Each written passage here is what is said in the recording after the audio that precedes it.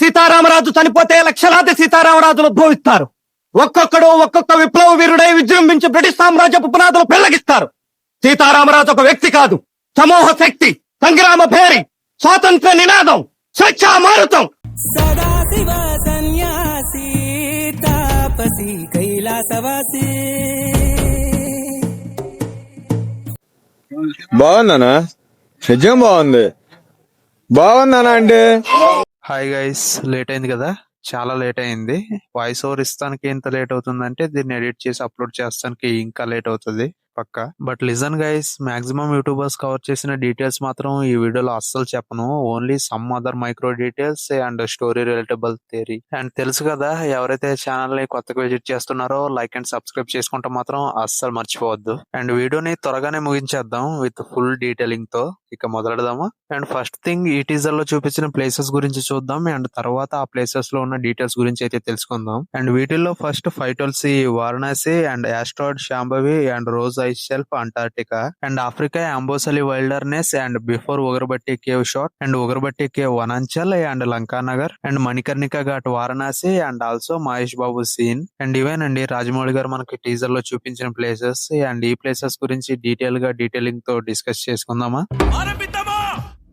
First లో ఫైటల్ C time period లో వారణాసిని చూపిస్తారు. ప్లేస్ నేమ్ చూపించరు గానీ ఉత్తి యాగాన్ని మాత్రమే చూపిస్తారు. మేబీ స్టోరీ స్టార్ట్ అయ్యేది ఇక్కడి నుంచే అనుకుంటా. And next asteroid Shambhavi. And మైథాలజీని మూవీకి లింక్ చేశారని ఫుల్ మూవీ మైథాలజీ ప్యాటర్న్ లోనే ఉండదు. ఎందుకంటే రాజమౌళి గారు వరల్డ్ ఆడియన్స్ ని అట్రాక్ట్ చేయాలని ప్లాన్ చేస్తున్నారు. దానికి 100% సైన్స్ ఫిక్షన్ ఉండాల్సిందే. అండ్ దీన్ని బట్టి ఆలోచిస్తే ఈ ఆస్ట్రాయిడ్ కి టైం ట్రావెల్ కి ఏదో ఒక కనెక్షన్ ఉండే ఉండొచ్చు.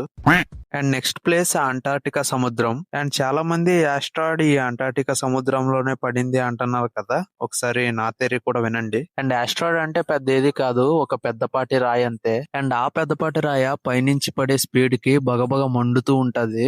ఒకవేళ ఇక్కడ కోల్డ్ వాతావరణం ఉంది కాబట్టి ఆ ఆస్ట్రాయిడ్ మంటలు ఆరిపోయినా సరే అది నల్ల బొగ్గు లాగా ఉంటది. బట్ ఇక్కడ పడేదాన్ని చూసుకుంటే ఇది ఒక స్నో బాల్ లాగా ఉంది అంతే. అండ్ ఐ డెఫినెట్లీ సే ఇక్కడ పడేది మాత్రం ఆస్ట్రాయిడ్ అస్సలు కాదు, ఓన్లీ ట్రాన్సిషన్ కోసం యూజ్ చేసుకున్న ట్రిక్ మాత్రమే ఇది. అండ్ నెక్స్ట్ ఇక్కడ వాటర్ లోపల ఒక మనిషి పడింది చూడొచ్చు. అండ్ విరిగిన షిప్ ని కూడా చూడొచ్చు. చూడండి, చూసేయండి. And next Africa Amboseli wilderness. And ఇక్కడ పారాషూట్ విత్ మ్యాన్. అండ్ ఇక్కడే మన హీరో విలన్ చేతికి దొరికేది. And next before Ugarabatti cave shot. And ఇది ప్రెసెంట్ టైం లైన్, ఎందుకంటే ఇక్కడ మహేష్ బాబుని అండ్ హీరోయిన్ మందాకిని కూడా చూడొచ్చు. అండ్ రోప్ తో మన రుద్ర కోతిని కాపాడుతున్నాడు. And next Ugarabatti cave Vananchal. And ఈ షాట్ లో ఇక్కడ హీరో, హీరోయిన్ అండ్ విలన్ ఆర్మీని కూడా మనం చూడొచ్చు. అండ్ ఇక్కడ ఒక హై రేంజ్ ఫైట్ సీక్వెన్స్ ఉండబోతుంది అనుకుంటా. అండ్ ఇక్కడ ఒక పర్సన్ పూజ చేస్తాం కూడా చూడొచ్చు. అండ్ నెక్స్ట్ 7200 BCE లంకా నగరం. అండ్ మీరందరూ అనుకున్నట్టే ఇక్కడ కనిపించేది రుద్ర అండ్ కుంభనే. And also time travelling.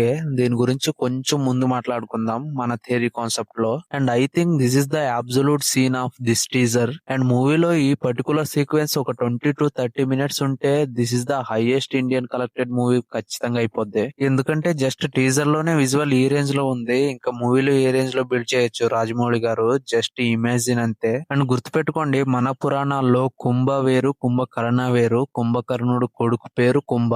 ఎందుకు చెప్పానంటే కుంభ క్యారెక్టర్ ని కుంభకర్ణుడిలా ట్రీట్ చేస్తున్నారు కదా, అందుకే. అండ్ కుంభకర్ణుడు కొడుకైన కుంభకు కూడా చాలా పవర్స్ ఉన్నాయి. And next Manikarnika ghat Varanasi. And ఈ సీన్ లో ఇక్కడ ఆకాశం నుంచి సముద్రంలోకి ఒక లైన్ అయితే చూడొచ్చు. మేబీ టైం ట్రావెల్ పోర్టల్ అయి ఉండొచ్చు, లేకపోతే అయి ఉండకపోవచ్చు కూడా. అండ్ నెక్స్ట్ మన మహేష్ బాబు గారి సీన్. ఈ సీన్ లో ఎస్పెషల్లీ CGI మాత్రం ఎక్స్ట్రాడినరీ అసలు. ఎందుకంటే త్రిశూలం మీద డస్ట్ కూడా అంత డీటెయిలింగ్ తో ఉంటది. ఎలాగైనా మన రాజమౌళి గారు VFX అండ్ CGI వాడినట్టు ఇంకెవ్వరు వాడలేరు. అండ్ గుర్తుపెట్టుకోండి, మహేష్ బాబు గారి షాట్ వదిలేసి మిగతా అన్ని టీజర్ కోసం క్రియేట్ చేసిన షాట్స్ మాత్రమే. అండ్ ఇవి యాజ్ ఇట్ ఈజ్ మూవీలో ఉండొచ్చు, ఉండకపోవచ్చు కూడా.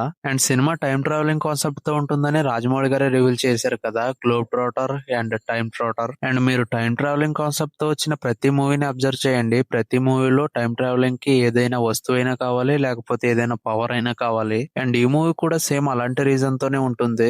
ఎందుకంటే ఈజీగా టైం ట్రావెలింగ్ చేసేస్తే ఆడియన్స్ ఎవరు మూవీకి కనెక్ట్ అవ్వరు కాబట్టి. అండ్ నాగేష్ కరెక్ట్ అయితే ఈ ట్రెజర్ అంటే అండ్ అడ్వెంచరస్ కాన్సెప్ట్ ఉంది కదా, ఇది టైం ట్రావెలింగ్ కి యూజ్ అయ్యే ఒక వస్తువు గురించి అయి ఉండొచ్చు.